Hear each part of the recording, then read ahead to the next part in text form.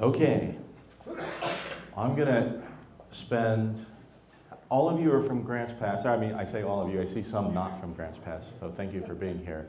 But a majority of you are from here in Grants Pass, is that correct?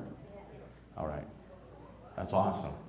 Grants Pass has got it going on. My wife and I came here a few months ago. A young man asked for our daughter's hand in marriage here in this place.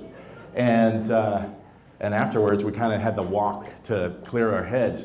And we were blown away. Grants Pass has got it going on. We are very proud of everything that you guys have done. It's amazing. So I wanted to spend a little bit of time talking about myself, because it's my favorite thing to do. And then I'm going to talk about things that I wish I knew 30 years ago when I started the company with my wife. And so bear with me as I go through the first part and introduce you to who I am. This is a photograph. I've never actually had a beer before I spoke or stood in front of kegs. I'm liking this a lot.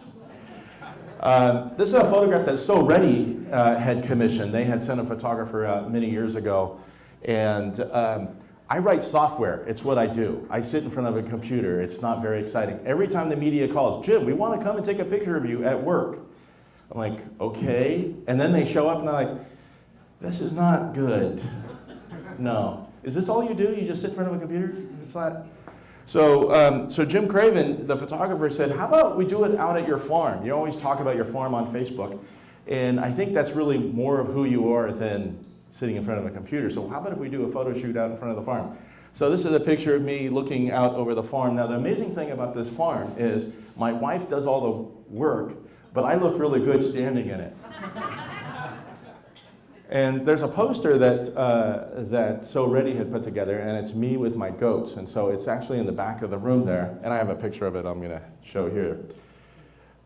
It's important for you to know that I am a Filipino. Filipino means I'm a loving, caring person that has wicked dance moves. That's what that means, right?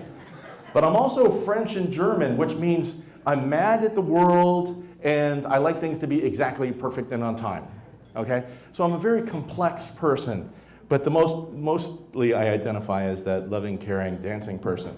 This is my family, very Filipino, very fun, loving family. We were at a family reunion. This is the German and French side of my family, my grandparents who have passed already. But in 1969, they took me to Disneyland. And this is a moment that changed my life, okay? It changed my life because I realized, wow, magic is real.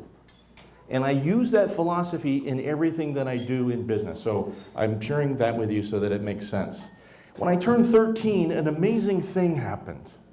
Star Wars came out, and I realized then that magic is real, right? Literally, it changed my life. It made me realize that I can affect other people's lives with science fiction, fantasy, amazing stuff, robots. Oh, I'm excited. We're taking the whole company, we're rented the theater. My wife and I rent the theater every year. The movie comes out tomorrow. We have seats available. If anybody wants to come to Ashland at 11 a.m., there are seats available, okay? So just let me know. This is a picture of me with my friends when around that same age, 13 I think it was. The important reason I'm showing this is it's the only time that I actually am ripped, okay? It's very important to appreciate that. My first job was an ice cream scooper, my first paying job with a W-2 and all of that. I was a manure entrepreneur before that. But I won awards. I was the golden scooper. How do you win an award at an ice cream parlor? And then I went on and I worked at a pizza parlor and I invented pizzas, much to the chagrin of my bosses there. They're like, would you stop inventing the pizza? Just make what they order. And so I invented, and it's still available today, although only 2 people have ever ordered it, the Bumblebee Pizza. When I was 19, my friend who was in that photograph with me, we were best friends all through high school, we wrote a medical imaging system. And this is important to understand because we were just kids and we decided that we needed to change the way medical imaging was working because it was using film and it was $600 per study. And we were young, long-haired hippies at the time, and we wanted to change the world. Okay, so we thought, what's the best way to change the world? We're going to go after medical imaging. We were 19 years old. All right, it's very important. All of this is going to make sense. Awesome. This is awesome. You kind of lose touch with people over the years. Life happens. This is just last New Year's Day. Brad, my friend from childhood in that first picture, who had more muscles than I did, it was very upsetting. But he came to visit on New Year's Day, and this is us, and we're celebrating the software that we had written as kids. So, very cool. Very grainy picture. This is from way before a long time ago, but I found this online. This is a picture of my friend Alan Oppenheimer over there in the back and myself in front. We're sitting in Starbucks in Ashland with laptops. We were the first Starbucks in the world to offer free wireless internet to people when they came in. And we did that here in Southern Oregon. This is me and my family walking through the parade in Ashland. We had launched something called Be a Local Hero, and something I hope takes off someday. It's one of my many ideas that I have. And the community loves me in Ashland. This is me speaking to the city council about something back in 2016, and you see a young lady sitting behind me with a sign that says dork, right? I'm telling you, the community, they love me. There's so much love and respect in the community.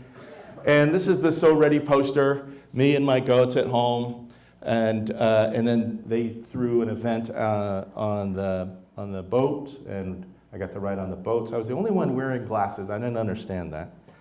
And this is me just a few months ago, and what started this talk is I was in Portland, and I had won, I'm going to say by accident, it wasn't by accident, but I had won an award that I didn't know I was winning.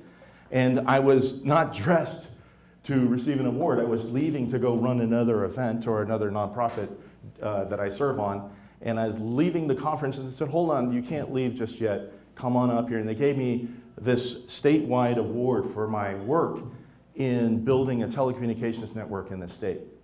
And what was amazing about that was that So Ready was there. Colleen was there in attendance. And so I get this award. I had messed up the rhythm of the whole conference, but I was leaving. They give me the award. I give a terrible thank you speech. And Colleen, afterwards, we get a nice little selfie. And she goes, why did you get the award? And I'm like, I don't know. I'm going to deal with it later. I can't even process this right now. And then I took off. But what happened was, I think that So Ready realized that, and you know it, in your own backyard you have amazing companies, you have amazing people, you're all amazing. But to be recognized by the state for the work that we're doing here is awesome. And what Colleen was recognizing is we're going to host this group, So Ready is going to host this group in 2 years, I think it is, right? Or next year. And they're hosting the group. This is the state, I'll say the state. Communication companies, all of the companies that do telecommunication, the fabric of the way we communicate is all going to happen right here, and So Ready is hosting that. And so that's why I'm here, because then they said, hey, since you got that award, will you come and speak to our group and talk about that? Sure. So here I am. Let me tell you who I am. I'm a parallel entrepreneur. What does that mean? Typically, a normal, sane, insane business person creates one company at a time, and they run it, and they flip it, and they sell it, and they run it, and they create a new one, they go and do that. That's sane. I'm insane. I run several at the same time. My wife is just as insane as me, because she runs them along my side. We started a company called Project A. In 2020, Project A will be 30 years old. All right?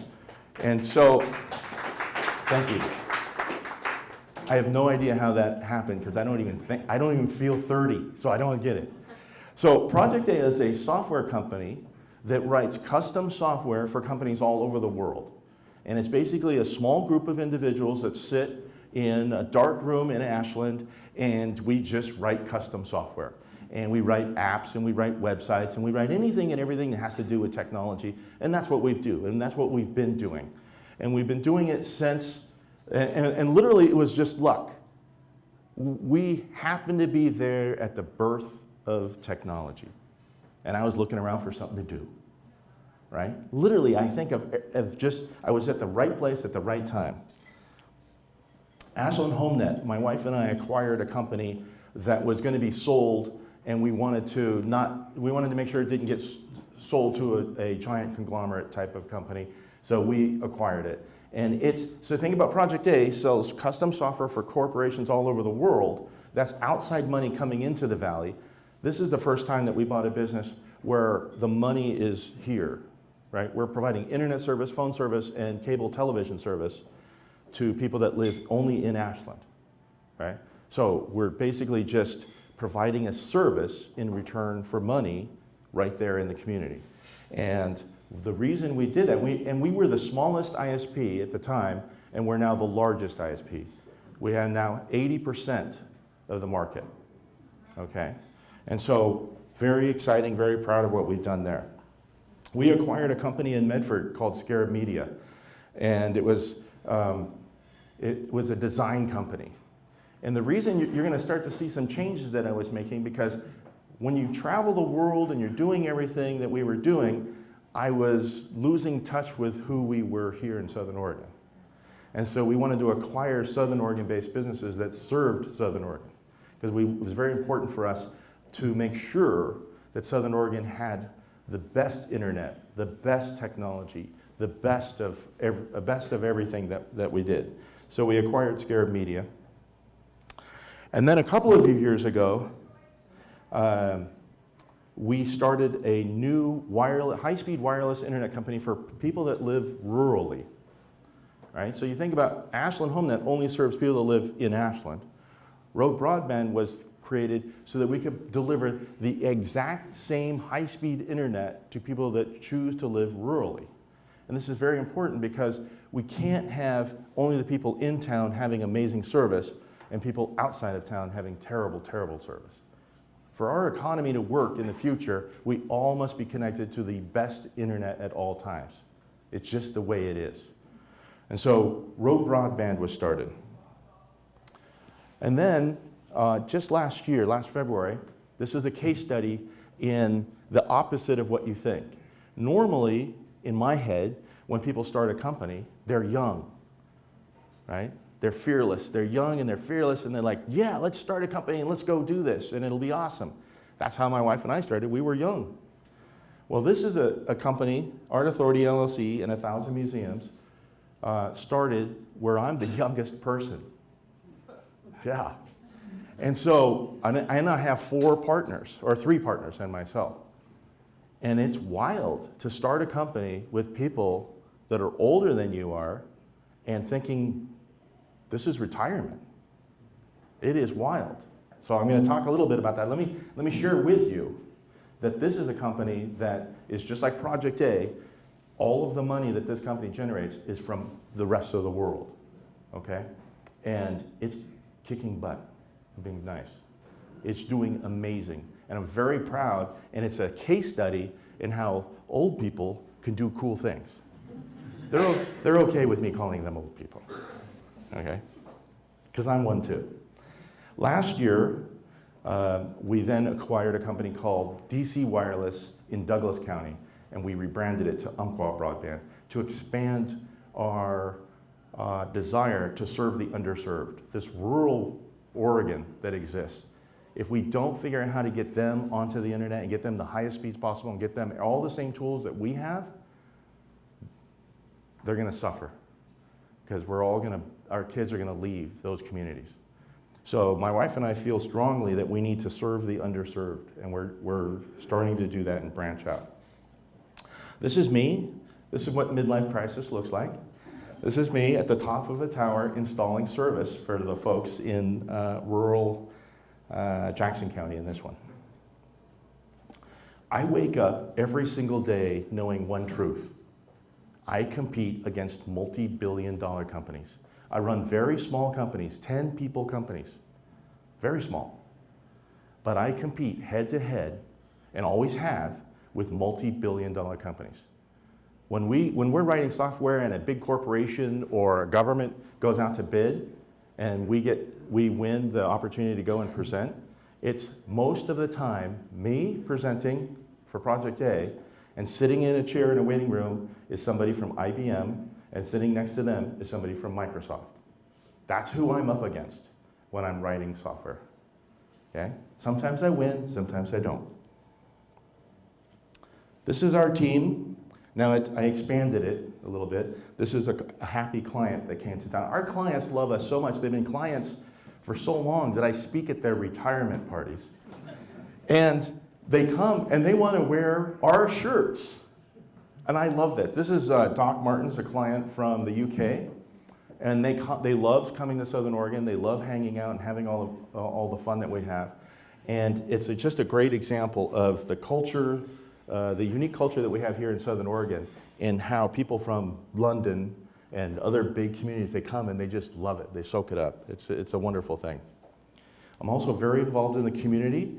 I spend a lot of time with our schools, making sure that our kids and the schools and everybody there has all the technology needs that they have. Very involved in the Chamber of Commerce, very involved in making sure that all of us, all the small businesses, have everything they need to be successful. I got involved with a film festival, served on the hospital board at one time. I'm currently serving on a community bank board, and I serve many industry organizations. So just in the same way that I run businesses with my wife, I also make equal time to serve in the community. And it's a key, important message for tonight. I'm going to say a lot of stuff. I'm going to talk about a lot of different things. You can go to jimteece.com and find out how to reach me. You go to jim@projecta.com is my email, and Facebook/JimTeece, Twitter/JimTeece, and all of those things to reach out to me. So, let me share with you now the top 15 things. Number 1, network. This is really different. I think when we first got started, networking meant join the Rotary, join the Chamber, join a group, and work with that group, and make sure you get as much business from that group as you can. And that's what networking meant. And what's happened in our communities is we've become, all the groups are filled with service providers. And so as a small business owner, as an entrepreneur who has a need to talk to other entrepreneurs, I show up, and instead the room is filled with service providers. I'm not dissing service provider. I am one of them. I sell high-speed internet, right? But I need to talk to other entrepreneurs. And so just last year, we started a group called E2E. And it's entrepreneurs to entrepreneurs. It's Southern Oregon E2E. And it's a totally informal group. There's no dues. There's no real structure. And So Ready has stepped up. Rick's come to our meetings. And we're trying to figure out what our needs are as entrepreneurs. And we know it needs to be different than it has been. And we're not alone. I want you to think about something. The millennials. We're always talking about the millennials, right? Our kids are not joining groups. They don't join Rotary. Rotary is on a decline. The Chamber of Commerce is on a decline. They're not joining these groups. So it's time for the groups to reinvent who they are as well, to make sure that they future-proof themselves. So it's very important. We still network, but we don't network in the same way. We've got to help these organizations redefine who they are. Stay crazy, right? Stay crazy. This is important. Apple, years ago, had a commercial. And it was basically just a very verbal commercial that thanked the crazy ones. It said, thank you to the crazy ones who believed they could change the world, because they actually did. And that's what we are as entrepreneurs. We're crazy.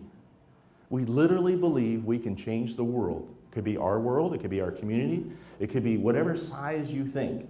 But you believe that you doing something for yourself can actually make a difference. God bless you for thinking that. And I want you to remember, you've got to stay thinking that way. You've got to stay thinking differently. It's very hard, because outside pressure is going to constantly push on you to conform and be just like everybody else and homogenize and act like those big billion-dollar companies. Even you're going to get internal pressure yourself as you want to grow. Well, in order to grow, I need to act like those big companies do. And I'm asking you, I'm giving you permission right now to stay crazy, because we need crazy. This world needs it. It's crazy enough without us. but it needs us to believe we can make a difference.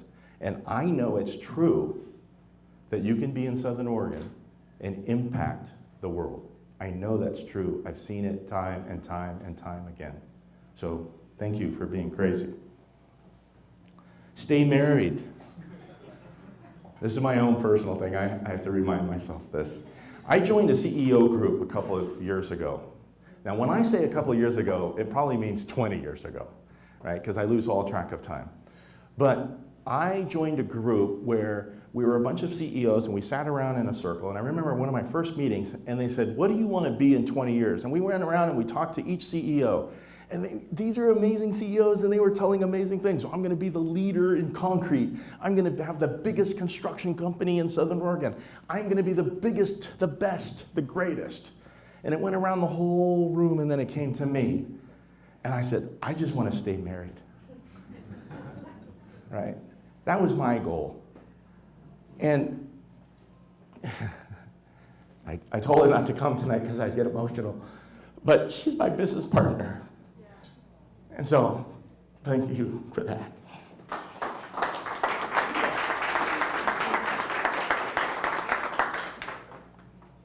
Okay. You can do it. It's like that movie with that little guy standing on the hill that always yells it, and he's in like all these movies. You can do it. And you need to remind yourself that you can do it, because I think when you're an entrepreneur, you think you can do it, and everybody says, no, you can't. I know. Every day you go to somebody and you say, here's what I want to do. Nobody's ever done it like that before. That's just not going to work. I want you to think about changing the way you're thinking. I want you to think about it. But I'm going to tell you something right now. You can do this. Don't lose faith in yourself. Other people will make you believe that you can't do this. And you can. I'm a poster child for you can't do that, Jim. And guess what? We're doing it. We're still doing it. 30 years later, we're doing it. You can do it. This is to get me out of my emotional state. Clean toilets. Wow, what the heck? So, a little secret. I'm going to share a little secret with you right now. My wife and I clean toilets. We clean the bathrooms of all of our companies. And here we are, 30 years later. We were just there the other day on the weekend.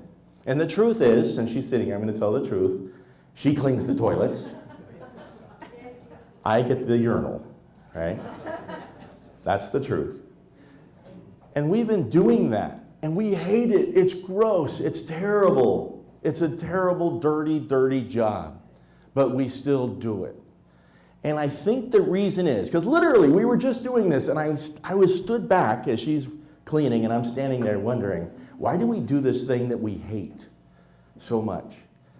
And mostly it's because I'm a cheap bastard, right? Mostly it's because of that. But I think it's because we want to spend our money on something that will generate money for the company. I'm not sure.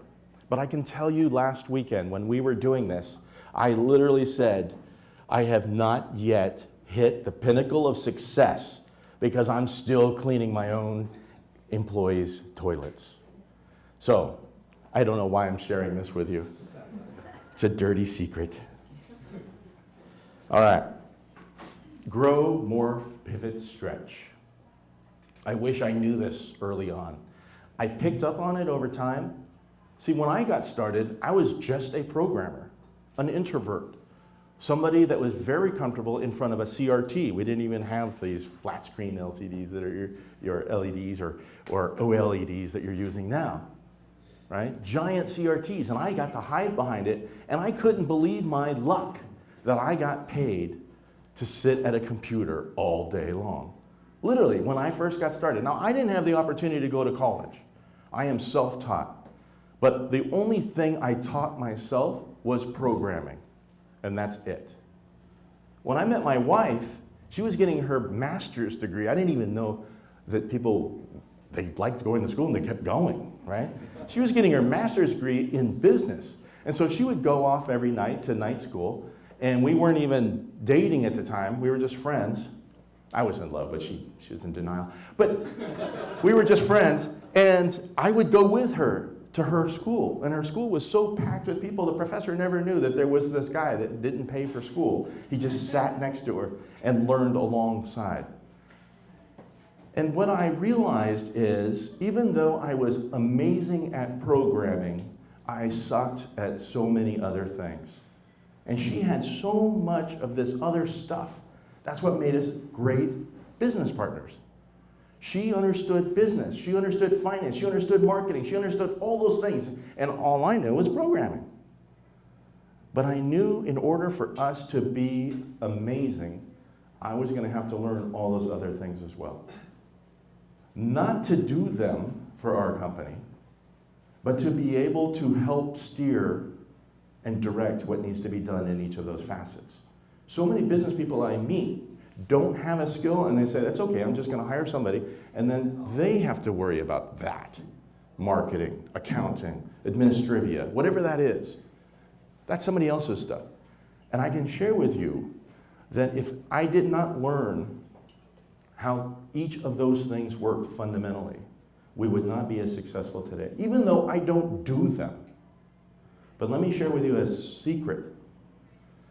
It made me a better programmer because I was able to bring business knowledge into everything that I did when I built a program. Many programmers that come to us today have no understanding of the world outside of the computer. So they just literally want a blueprint. Tell me what you want, I will program it. I am not human. We believe we're not human. Okay? And when you say, okay, here's what I want. I have a problem. I want to solve it with technology.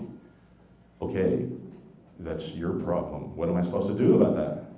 But because I understand business, because I understand how to solve business problems, I deliver real amazing solutions for corporations around the world. So we spend time teaching our programmers all of the other facets. We fill voids. We ask them to stretch into those other places. You can't do this if you don't have the mindset of learning. And what does that mean? And maybe Dina says all the time to me, well, you just never got to go to college, so you think you're supposed to learn for the rest of your life. I do. I learn every day in everything that I do. And I have a weird obsessive personality where I go deep. Let me share with you a quick story. Last year, my doctor said, Jim, if you don't get a hobby, you're going to die at your desk. I'm like, what's wrong with that? That's better than falling off a cliff, right? Dying in some crazy crash or something. Sure, you're just working and all of a sudden, boom, you're done. It's kind of easy to clean up. They just wheel you out. I thought, that's a good way to go. But he said, get a hobby. So I told Dina, I need to get a hobby. She goes, I've been telling you that for years. Okay. So we're at a Christmas party, literally last year, this week.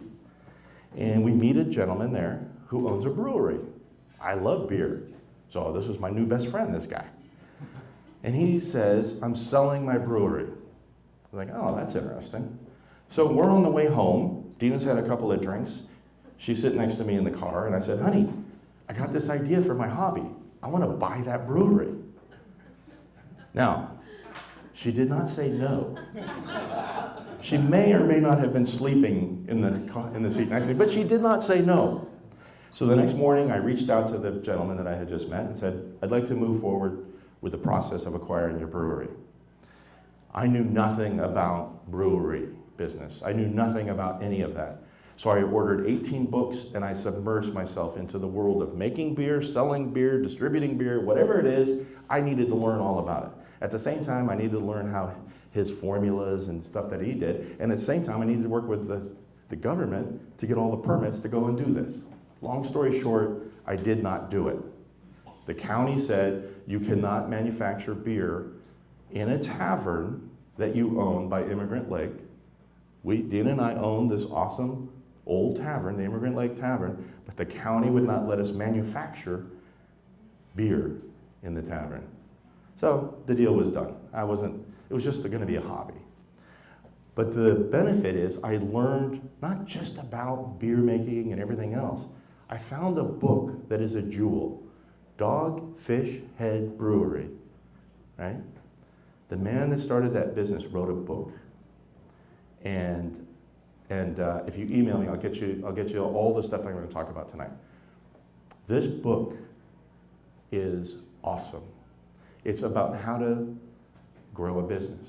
It's about how to hire amazing people on your team. It's about how to be innovative and convince your customers that they want your innovation.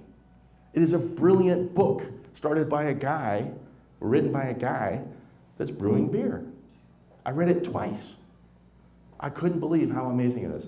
So the point of my story is, you're going to find ways to learn in everything that you do.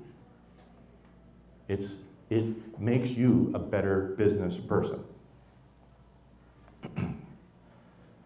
You ever meet those people and they're really good at learning and they win every trivia game and they like yell at the TV during Jeopardy and they're just super smart, but they do nothing with that knowledge? They're just really good at learning and they know all this stuff.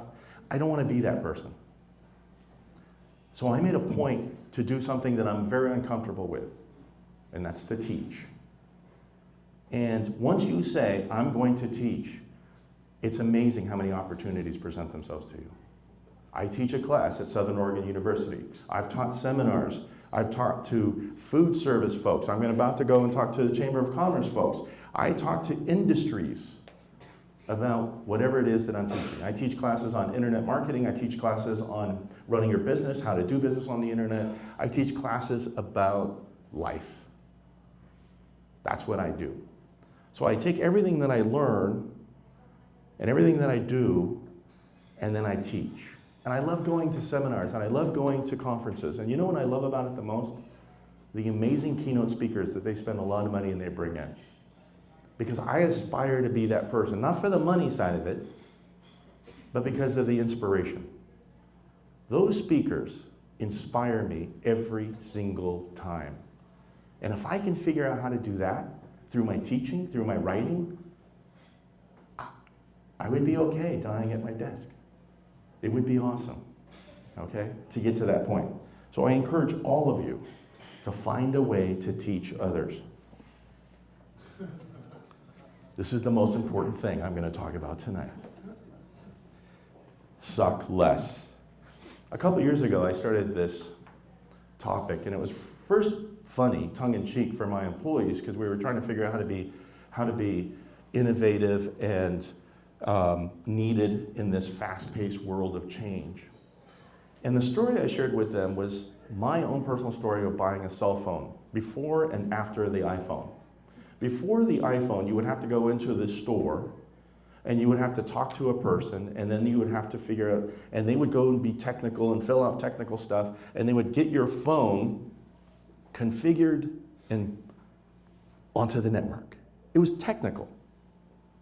It was pretty smooth, but it sucked. And when Steve Jobs and when Apple got into this industry, we got into this market, they said, we're going to make that suck less. That wasn't their words. But they literally made it convenient enough that we take it for granted now. That you could go, I was in an airport, and there's phones for sale in a vending machine. You put your credit card in, the phone drops out, you take it out, you do whatever, boom, you've got a working phone. They made that suck less. They changed an entire industry by making it suck less. Think about Uber, getting from point A to point B. Literally, before this, you would call a taxi company or your friends, and you'd say, I need to get from point A to point B, and the taxi company would say, okay, we'll send a driver. And they'll say, please stand outside, we'll be there within 45 minutes or whatever. And people wouldn't do this in bars because it just wasn't convenient. Think about how convenient it is now. When I travel, I get to Portland Airport, I go to Uber, and it literally says the car is 3 minutes away, sitting there. Here's what the driver looks like, here's what the car looks like, here's the ratings. They made that whole point A to point B suck less. So my message to my employees and my message to you is that we should figure out a way how to make life suck less. Seriously. If you figure out how to make something that sucks suck less, you will be a hero. You will be an industry changer. Because so much of the way we do things that's just the way we've always done things. Now, always means the last 3 years, right? It waits for the disruptor. Be that disruptor. But do it with a purpose. We're going to make the world suck less. Celebrate everything. And this is really hard to do because everything sucks, right? But celebrate everything. And what do I mean by that? When we have an employee leave Project A, we throw a graduation party.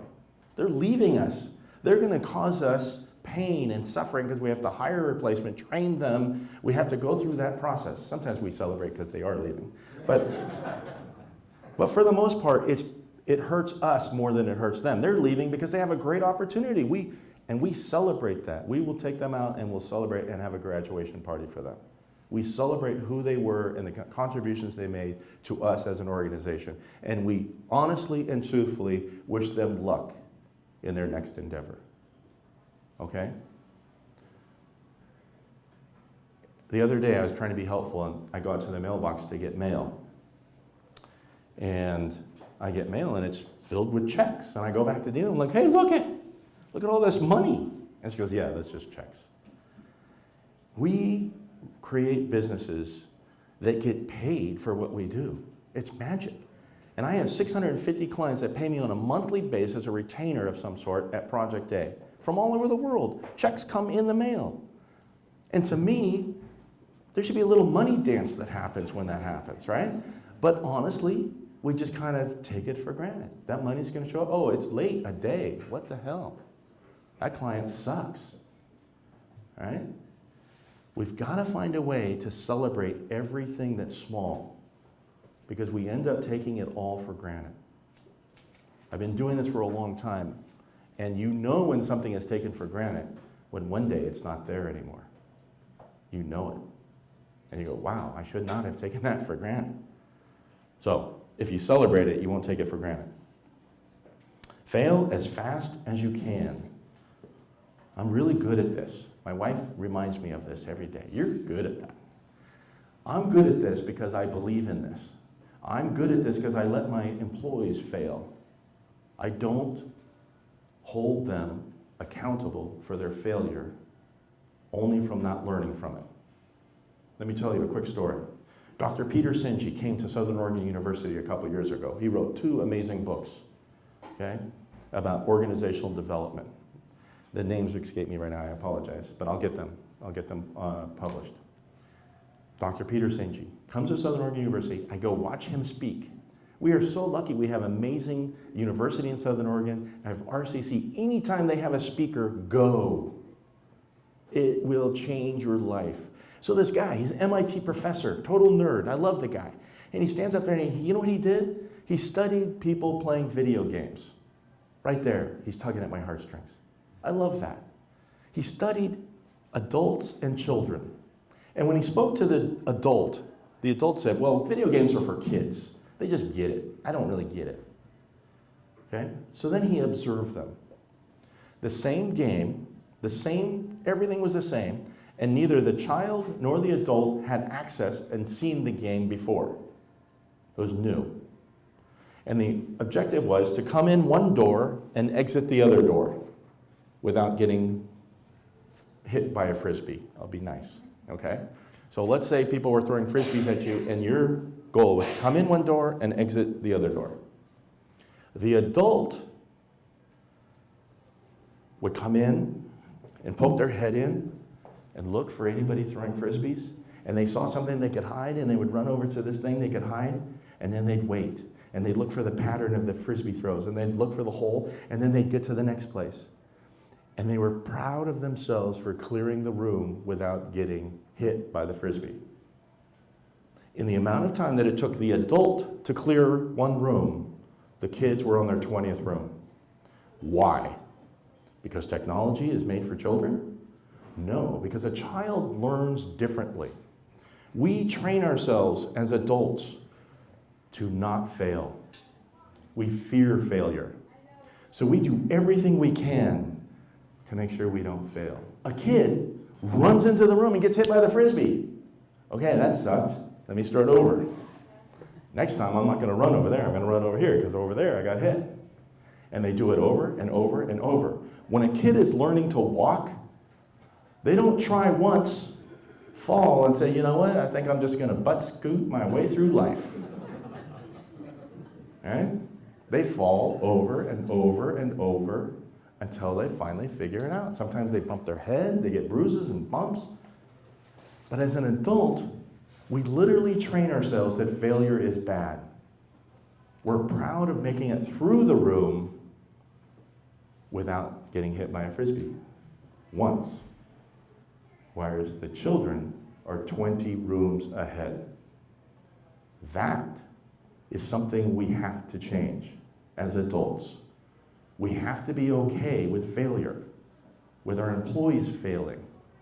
Not on purpose, not with intent to do harm, but because they wanted to try something. You gave them the ability to try something and it failed. What did we learn from that failure? How are we going to pick ourselves up and try again? What are we going to do different? You've got to do it differently because running to the same place is not good. Lead.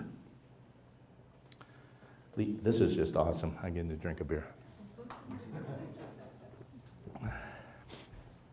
All right, 15-second story. We had just bought National HomeNet. It's a cable TV company. We've never owned anything like that. I submerged myself to learn. I go to LA to a conference on cable TV companies. I have a meeting at 7 a.m. with Disney, right? Disney Channel. Disney, I'm a huge fan. I'm all giddy, like this 7 a.m., it's gonna be awesome. Beautiful people greeted me at the door. Little mini skirts. I mean, the most beautiful, crazy thing you've ever seen. 7 a.m. May we offer you a drink, Jim? Sure, and I'm looking around for coffee. She goes, we have martinis, scotch. Yeah, different world, that entertainment world. Okay, back to lead.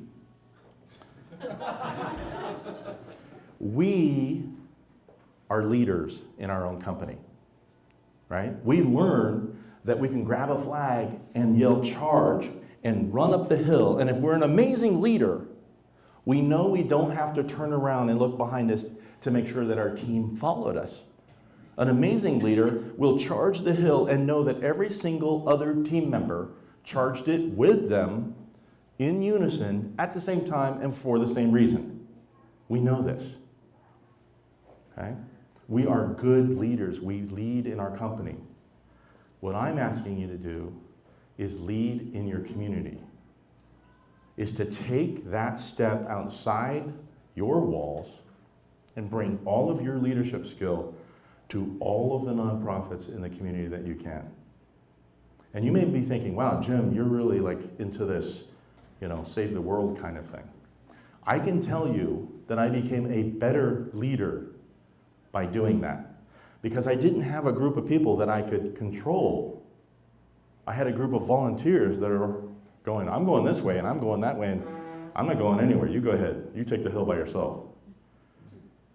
It's a completely different leadership experience when you're leading a group of people you don't control, okay?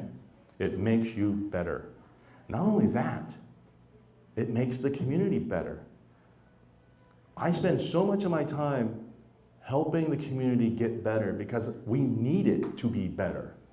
It doesn't happen without us. It literally does not happen unless we take the time out of our day. You can't vote greatness. We think we can, we cannot. We can only make things better with direct involvement of our time and our passion and our skills. Lead the community that you serve. The second part of this is know when to not lead. I take the hill because that hill had my name on it, and I said, that's the hill we're going to take. When I get to the top, we set up camp and we think about what hill are we going to take next. And I realized then that the next hill does not have my name on it. I work to develop who the next leader in this organization is going to be, and I exit. It's what I've always done. It's what I'll always do. It's not healthy for our organizations to have 20 years of leadership from the same person, because there's not an evolution that occurs. So I lead, I've served on many boards for 12, 15 years, but I don't lead the whole time. I lead for 2 years, I lead for 4 years, I lead for 6 years, and then that's it. Very important. Adopt. 3 quick stories. My wife and I, we adopt animals on our farm. Donkeys, horses, chickens. I came home one time, there was like 30 chickens she'd adopted, right? We have a farm, it's fine. But what we provide is love and nourishment for them to thrive. Years ago, I was traveling a lot. I would come back, and Dina had hired a young lady to be our receptionist. She was maybe 17 years old. And I walk in and said, hi. And she says, hi, I'm Tiffany. Oh, hi, Tiffany. And through this conversation, I find out she had dropped out of high school. And I said, well, do you mind if I call your high school and let's see if we can get you your degree? Let's just find out what it takes for you to, you could work here, we'll do night classes, we'll do whatever. Let's figure that out. Then, so that got done. Well, then we find out one day, she's talking to us, and she said, oh yeah, I have to park my car. I live in a sketchy neighborhood in Medford, and I have to park my car at my front door, and I run in because there's people that hang out on my patio, and they're shooting up with needles.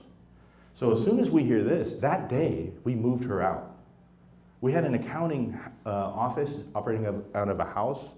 We rented a house, and it had a spare room in it. It was easy. We just put her in that spare room. Today she's an RN, married, lives in Portland, Lake Oswego area, has 3 beautiful children that we think of as our grandchildren. Okay? You adopt people. The third adoption story is the community. We adopt schools, we adopt nonprofits, we adopt organizations, not because they tug at our heartstrings as much, but because we believe they are foundationally important to the strength of our entire community. If they need a website, we build it for them. They need marketing help, we help them. We adopt them. Schools, whatever it takes, whatever they need, we do it for them. Those are the 3 levels of adoption. So it's very important that you adopt. Be good humans. It's so hard right now. We're inundated with negativity. And as entrepreneurs, as business people, as the foundation of our community, we're the ones that need to be the goodest humans, right? Seriously, we've got to figure out a way to break down the barrier that the community is starting to develop about us. These stories about how we're just profiteers, or we're just doing this to take money from them, or whatever this is that they're inventing, we need to fix that. We need to work towards their understanding that we are good humans. We just choose to run a business. What's happening is they're bundling us with those giant corporations that make those bad things that they do. We're getting bundled in with them. We've got to change that mindset. It's a profit deal. How am I doing on time? Okay. It's a profit deal. I have been asked to speak to a church group, a national church group. They had a national conference of pastors, and I didn't even know it was a thing. And they came together and they talked about how to be better at pastoring. And they needed a keynote speaker, and they asked me to come and talk. The governors of the country had a talk, and they needed somebody to come in and give a keynote, and they asked me to come and give that talk. So I've talked to pastors, and I've talked to governors, and I've spoken to nonprofit leadership groups, people that run nonprofits, the executive directors, and I give this talk. And my talk is called, It's a Profit Deal. We stopped teaching people about profit. What's happened is we vilify it. And I can tell you, every company needs to understand it's a profit deal. Every home needs to understand it's a profit deal. The goal is to make more than you spend. That's the goal in life, right? There's a wonderful story of this man who's a school teacher. And we all know that school teachers are underpaid. Our daughter just became one. I'm like, where did I go wrong, right? But yet this man, at his death, left $1 million to the school district that he served. Because he understood it was a profit deal. Our government doesn't get it. Our nonprofits don't get it. And I'm telling you, I've been asked by small businesses that are in trouble, come and meet with me. Help me figure out how to turn my business around. And what do I see? They don't understand it's a profit deal. They literally don't understand that fundamental. So spend some time thinking about, are you clear that it's a profit deal? Never, ever, ever give up. I have a website, jimteece.com, and on it is my personal mantra, and I wrote it in our darkest days. Our darkest days in running a business was when the dot-com bubble burst. We had 50 employees. I had swagger. I was walking around like, I got it going on. And overnight, that was gone. And there's nothing more humbling when something completely out of your control knocks you down and drags you outside for a fist fight. You have no control. It was over. Now, it didn't end. My wife is super smart, and we wrote it out. Like a cat on a screen door, we wrote it out. We did not go under, right? And I wrote this little mantra during those times, because it was hard. It was really hard. But the key message in my mantra is this: never, ever give up. And when we've talked about this, I may have to get a real job to pay the bills, to not lose the house. I may have to change our lifestyle and so many things about the way we do things in order to survive. I will do those things, but I'm not giving up. I see myself one day being a greeter at Walmart, or working at Disneyland and being the little trash picker-upper guy that makes people happy. That's me. That's not the end. I'm still going to be impacting my community. I'm still going to be doing the things that I do. It doesn't matter what job I have. Okay? I'm not giving up. Be bankable. Man, this was hard.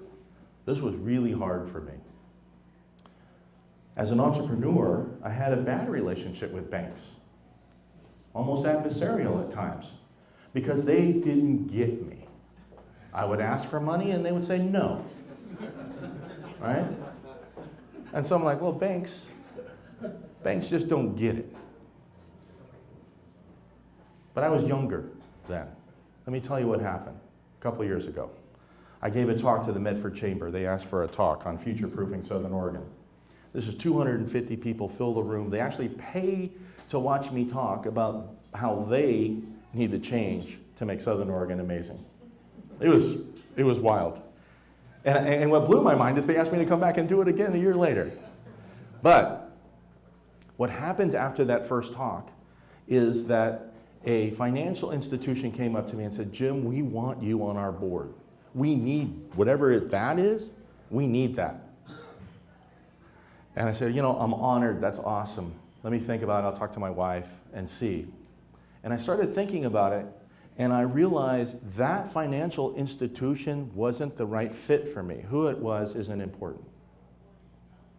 What I realized at that point was, I have made a mistake and blamed the bank for me not being bankable. So I went to People's Bank. And I said, I'd like to be on your board. Now, I don't look like anybody that serves on the board. And I said, here's why I want to be on your board. Small businesses are not bankable. You tell them they're not bankable. They make you the bad guy when you tell them that. I believe We need to make every business in Southern Oregon bankable. For every bank to be able to do business with us and not have all the high risk. All we have to do is change the way we think. All we have to do is change the way we present ourselves when we talk to them. We literally, if I had done this 30 years ago, I wouldn't be cleaning my own toilets right now, right? If you look at a company that has made it, Lithia, Harry and David, where they have just grown and they've got, I mean, it's just amazing to look at these organizations. And you look at them, they started just like we did. What made them go big? Because they made it a priority to make themselves bankable. The banks are our friends. They want to invest in us. They want us to pay them interest. They don't like saying no, but they do it because we're too risky. We're not presenting ourselves in the right way to them. So this is a key thing I'm working on the next couple of years, and that's helping all of us become more bankable. A lot of people come up to me and they say, Jim, how is it that you have time to run all of these companies, serve on all these nonprofit boards, and write these amazing long stories on Facebook all the time? And I said, there's 24 hours in a day. That's my secret. And it's a magic secret that I'm sharing with all of you right now. You may not know this, but there are literally 24 hours in the day. And what I do, mostly with my students, is I take that time and I break it down into 3 parts. We all need 8 hours for sleep. We all need 8 hours for work. That leaves 8 hours for family, for everything else. Right? That's how life is split up. 24 hours in a day, 3 8-hour pieces. Now, when you're an entrepreneur, that's 16 hours a day of work, 3 hours of sleep, and you try to squeeze some good quality family time in too, right? But you can't sustain that forever. And then weekends are magical because the 8 hours for work isn't a requirement. So it's literally, I look at my day on how I'm able, because I'm Filipino, I think, to exist on less sleep. Unless I dance, then I gotta have more sleep, okay? So I work until midnight, and then I go to bed and I wake up, try to wake up at 6 a.m. That's my sleep. That gives me 2 extra hours, okay? Now, I have to admit that I was a terrible husband and father. I had a wife, I had an entire family that allowed me to put more time on work and less time on family. Now, sometimes I would take time and go to volleyball games, and I would try to be good at that, but it was not 8 hours a day. It was not the full 8. I stole from other places to focus on work. So, when you look at life, that we all have this exact same measurement, we're all equal in this one thing. We all have 24 hours a day. None of us have a secret formula to squeeze out an extra one. None of us have paid somebody to get an extra hour. We all have the exact same number of hours in a day. And I can tell you, it's how we spend it. And so I choose to spend it the way I choose. I'm not judging you. Don't judge me. You can do what you want. I do admit, I don't watch much TV, but I do admit that I'm a sucker for Hallmark Christmas love stories, right? And so I have been coming to bed at 10 o'clock, and I said, honey, and she's like, give me the remote. She's like, oh my God, I can't wait for Christmas to be over.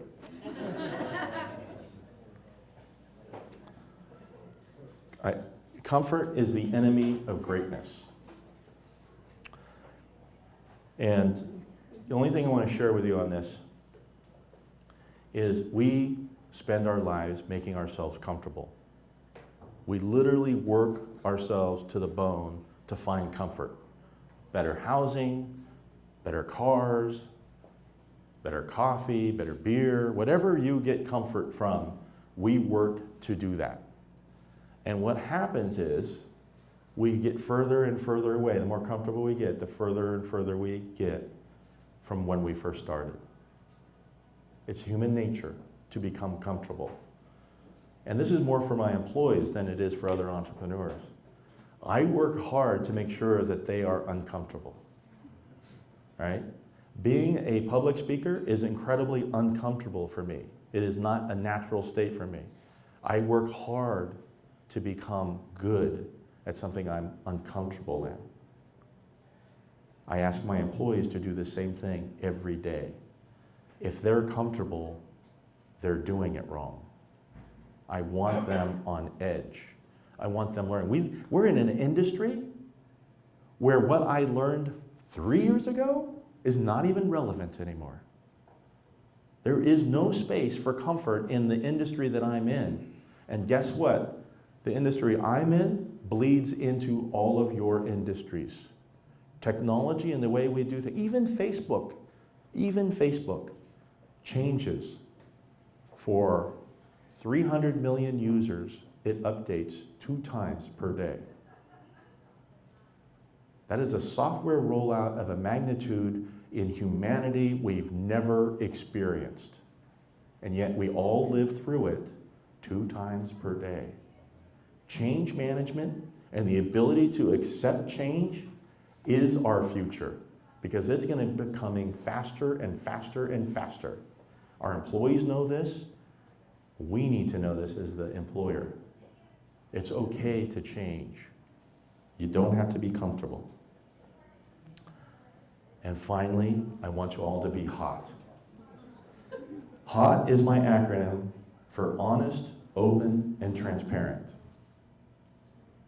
If you take a look at what people scream and shout about, other than politics, if you take a look when they're mad at United because they're dragging a guy off the plane, when a bank does something dishonest, when whatever you pick it, people are mad. And what I think we can do in Southern Oregon is be hot. We can be honest, open, and transparent about the way we do business, about why we make the decisions we make. I run one of the most hated companies in the world, type cable TV, right? When asked, please rate the following companies. Cable TV companies are always listed as the worst companies. Why? Because they raise the rates every year, right? I am a reseller of ESPN. ESPN raises my rates every year. I have to pass that on. I'm not in the business of doing it for free, right? It's a profit deal. That makes me the bad guy. That makes our company get the black eye. But if I can be honest, open, and transparent with our customers, they may not like it, I don't like it, but they know it's not me. It's that evil ESPN, right?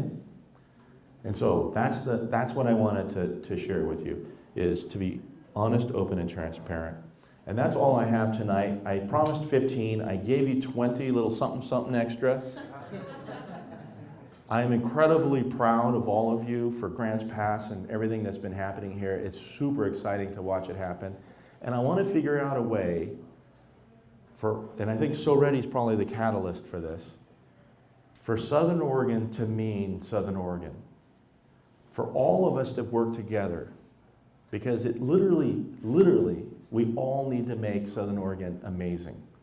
We can't be Grants Pass versus Ashland versus Medford versus, we can't do that. This isn't football rivalry, right?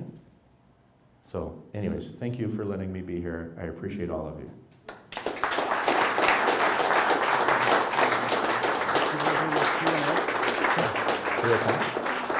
Is there anybody have any questions? Sure, we'll start here and go there. You've got literally dozens of success stories. Have you done something entrepreneurial that wound up to be less of a success? And would you tell us about that? What would you do differently? Sure. Well, yes, I have a trophy wall of my failures. I have done many things. So years ago, I started a software boutique, a little store, little 500 square foot little brick room like this, where I sold physical software. This is before internet. And that ended up being a big failure. I'm a high-tech person. I live in a high-tech world.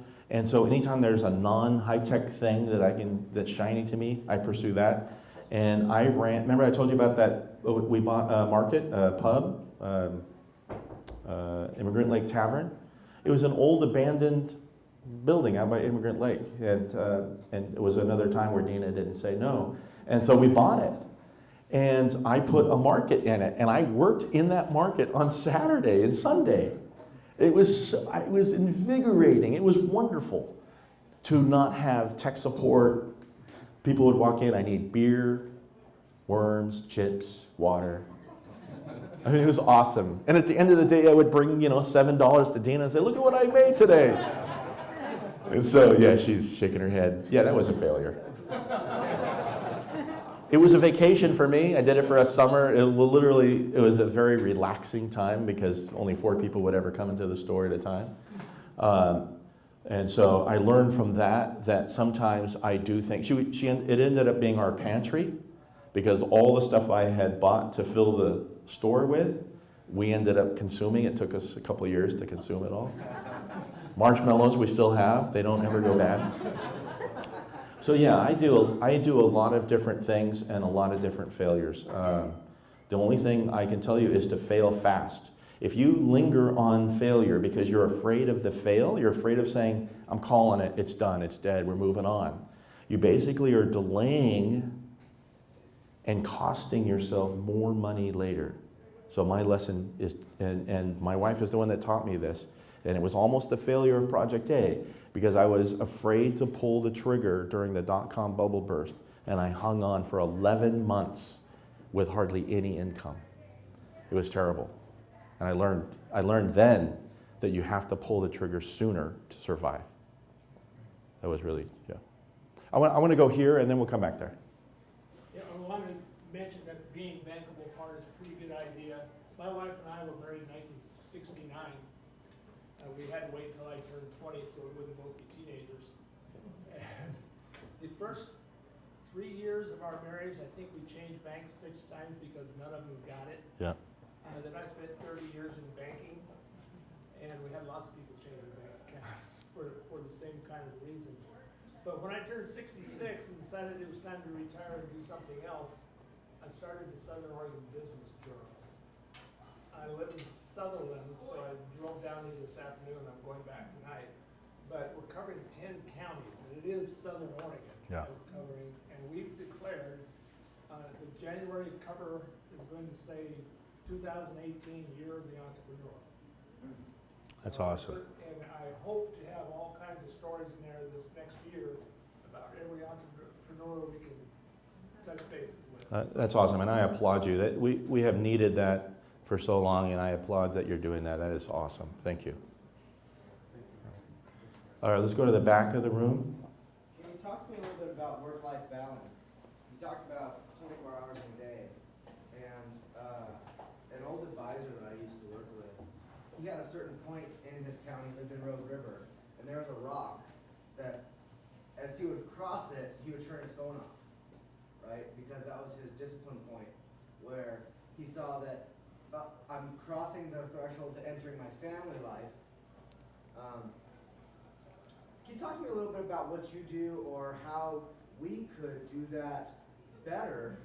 Because I think that balance is ultimately the most important thing to us. I agree with that. And now that my kids have grown up and moved out, it's the one regret. But there is no rock. I had no rock. I had nothing where I could say, I'm going to turn it off. My wife and I, every time we're together, in the car on the way here, there is no downtime. There's zero. So let me tell you what happened.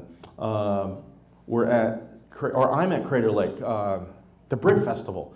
I own a bucket truck and a camera stuff, and they're like, hey Jim, we're doing this thing at the Brit Festival is doing a thing at Crater Lake. Will you come film it in your bucket truck? And I said, sure, that'll be fun. So I go out there, and I get out there, and there's no cell service. And so I was there all morning, and it was beautiful. What we did was amazing. And then I was literally, oh man, I got to check in with the office. I got to get back. Got in the truck, and I was driving back. And when it chirped back on, I pulled over and started working. And I realized I enjoyed those 4 hours immensely. And so I drove home that afternoon, picked up my wife, kicking and screaming, and we drove back until it went away. And we found a campground. And it was just the two of us and our small fat dog. And we camped one night. And the thing about 24 hours a day and the thing about cycles and rhythm, I think businesses live on rhythm, and I think your family does too. You've got to find a rhythm that works, and don't do what I did. I just got lucky.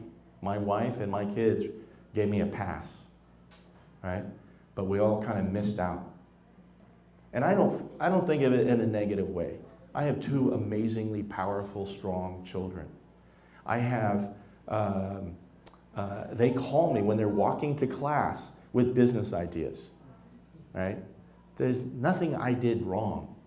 I just wish sometimes I spent a little bit more time with them. But I didn't have a rock. And here's my thing about rhythm. Even though there's 8, 8, 8, as an entrepreneur, we can't do that. It may be 12, 4, 2 on Monday, 14, 3, 8 on Tuesday. It's not equal every day. And your business is going to take its toll on you. I can tell you I am not good at vacations. I am the worst person to go on a vacation with. Right? There's too much in my head, and I can't relax. But I can also tell you that by the end of the vacation, I am like magic. I don't like going, but it literally has cleared my head and my soul, and I come back ready to fight fires. Literally fires when I come back. So I'm not good at the rock thing or knowing when to turn it off. I did what I did, and my kids are okay. One more question? One more. No more? Oh, okay. I guess it's topical for today, but in telecommunication and internet, do you have a net neutrality take at all? I do. I don't know if any of you saw the Mail Tribune. I was on the cover of the Mail Tribune wearing a Star Wars Christmas sweater. My wife was afraid that the bank board was going to kick me off. So net neutrality today, basically what happened is what we all knew, or I thought was going to happen. And that's the FCC, under its new leadership, said it's time for a change. And so they did. It's not over. You know, you have basically, here's the truth about telecommunications. Here's the truth. Radio is a form of telecommunications that's highly regulated by the government. Okay? Television is a form of telecommunications. It's highly regulated by the government. The phone system, not VoIP, but the phone system, highly regulated by the government. When we created the internet, we created it with this idea that we could finally create something that was going to become not highly regulated by the government. And for many years, our government has been standing there drooling. I don't care what party is in office. This is not a party issue. This is literally the government saying, the internet has now become the single most important form of communication in our country. It is it. We've got to regulate it. This is the government saying this. I don't care who's in office. We've got to do this. Some government want to tax it. Some government want to control it, meaning I can't get to certain websites because that website has something I deem inappropriate. So this is just the first step. This isn't the scariest step. Our government's there's gonna be a knockdown, drag-out fight over this thing that we've developed that is literally the equalizer for all of us to do business on the internet, or to do business today, right? Think about even the phone in your pocket. You bank online on your phone. You get your kids' grades on it. You can look at your medical records on it. You can do all of your business activities on it, respond to emails, go onto Facebook, do everything on your phone. One device. And the government is just trying to figure out how to regulate that as it becomes so darn important to all of us. So, some of us hate any and all regulation. Some of us will fight it tooth and nail, saying any and all regulation is bad. Some of us want taxation, literally, right? We just did this with marijuana. We said, it's okay. Can we tax it? Because that makes it better. If we can tax it, it makes it better. Okay? It's fine, as long as we can tax it. And that's what's happening here. So what we need to pay attention to isn't this argument. What's just happened with the FCC is just scratching the surface. What happens now is that our government will start to tackle every facet of the internet and every way we use it. And please, it's not a partisan issue. This is our government doing what our government does. It puts itself into everything we do. Radio, television, phone. This is just the next one. Right? They control our water. They control our electricity. So when the media came to me and said, Jim, we need you to take a side. Which side do you take on this? And I said, this isn't about side. This is about us understanding the most important thing that we have, and we all take it for granted. We all take it for granted. We don't even know how it works. When I was explaining to them, I spent hours with the media. They didn't even know that when you use the internet on your phone, it was going to the cloud and then going to another server and then connecting to that server and going over here. And they were like, what? I don't even understand what all that means. I said, that's it, that's the problem. So now the government is able to do what they can do because none of us understand it, nor do we care. Those of us that don't like regulation, we care. Those of us that want taxation, we care. But none of us care. We just want it to always work. We always want it to work now because we've built our entire world around the internet. All of it. And that's super scary. So for your minds, what you should do is learn about it, but not from somebody that's taking a political side. Because those exist, and they're trying to skew this as politics. It isn't. It's literally, how do we want the government to regulate the most important form of current communication? Until we do this telepathy thing where we just think back and forth constantly, right? Until then, the internet is it. How do we want our government to regulate it? Because that's what they want to do. That's all I got to say about that. Thank you, Jim. All right, thank you.